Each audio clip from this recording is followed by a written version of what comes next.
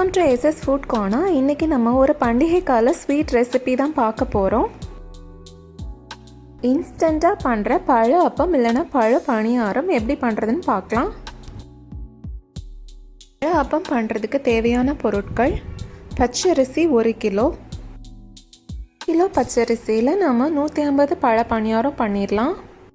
1 kilo பச்சரிசிக்கு ஒரு 10 சின்ன பழம் தேவைப்படும். ரஸ்தலி, பூவன் மாதிரி சின்ன பழங்கள் கிடச்சா இந்த ஸ்வீட் ரொம்ப டேஸ்ட்டாக வரும். 750 கிராம்ஸ் அளவுக்கு வெல்லம் தேவைப்படும். ஸ்வீட்டுக்கு நல்ல குவாலிட்டியான வெல்லம் செலக்ட் பண்ணிக்கோங்க, அப்போ கல் மண்ணெல்லாம் இருக்காது. 1 கிலோ பச்சரிசியை இப்போ நம்ம தண்ணி ஊற்றி ஊற வைக்கணும். அட்லீஸ்ட் ஒரு 3 மணி நேரமாவது ஊற வச்சு எடுத்துக்கோங்க. சில பேர்லாம் அழுகி போகிற ஸ்டேஜ்லலாம் இருக்கும் வீட்டில் பழங்கள். அந்த மாதிரி இருக்கிற ஸ்டேஜில் நம்ம இந்த ரெசிபிக்கு அந்த பழத்தை கூட சேர்த்து யூஸ் பண்ணிக்கலாம். மிக்ஸி ஜார் எடுத்துக்கோங்க. அதில் நம்ம எடுத்து வச்சுருக்க பழத்தை சின்னதாக கட் பண்ணி ஆட் பண்ணிக்கலாம். இன்றைக்கி நம்ம 1 கிலோ அரிசி எடுத்துருக்கனால பேட்சாக தான் அரைச்சி எடுக்க முடியும். ஒரு பேட்ச்லேயும் ஒரு 3 வாழைப்பழம், கூடவே கொஞ்சமாக சர்க்கரை, கொஞ்சமாக பச்சரிசி ஆட் பண்ணி அரைச்சி எடுத்துக்கணும். தண்ணி சேர்க்கணும்னு இல்லை. பச்சரிசியை நம்ம தண்ணியிலேருந்து சோக் பண்ணி வச்சுருக்க தண்ணியிலேருந்து எடுத்து காய விடணும்லாம் இல்லை. அதனால் நம்ம டைரெக்டாக பச்சரிசியை ஆட் பண்ணிக்கலாம். தண்ணி இல்லாமல் ஆட் பண்ணிக்கணும். இந்த மாதிரி நல்லா மையாக அரைச்சி எடுத்துக்கணும். தண்ணி விடாமலே லூஸாக தான் வரும். ஏன்னா பச்சரிசியில் உள்ள மாய்ஸ்சர் அதே மாதிரி பழத்தில் இருக்க மாய்ஸ்சரும் போய் லூஸாக தான் வரும்.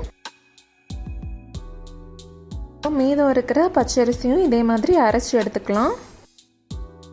அப்பத்தை ரெடி பண்ணுறதுக்கான மாவு இப்போ ரெடி பண்ணி எடுத்தாச்சு. இதை நம்ம இப்போ ஊற வைக்கணும் இல்லைனா ஃபர்மெண்ட்டாக விடணும் அப்படிலாம் ஒன்றுமே இல்லை. உடனே நம்ம ஃப்ரை பண்ணி எடுத்துடலாம். ஸ்டவ் ஆன் பண்ணி டீப் ஃப்ரை பண்ணுற அளவுக்கு ஆயில் சேர்த்துக்கோங்க. மீடியம் ஃப்ளேம்லேயே எண்ணெய் சூடாகட்டும். சின்ன டேபிள் ஸ்பூன் அளவுக்கு மாவு எடுத்துக்கோங்க. அதை நம்ம சூடாக இருக்கிற எண்ணெயில் விட்டுருங்க.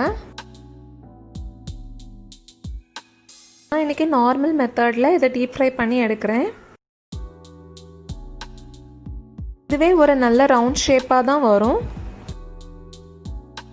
இட்லி பணியாரமுக்கு யூஸ் பண்ணுற பேனில் கூட நம்ம இதை பொரித்து எடுத்துக்கலாம். இந்த ரெசிப்பியை நம்ம இன்ஸ்டண்ட்டாக பண்ணால் கூட உள்ளாடி ரொம்ப சாஃப்டாக அதே மாதிரி நல்ல பஃபியாக வரும்.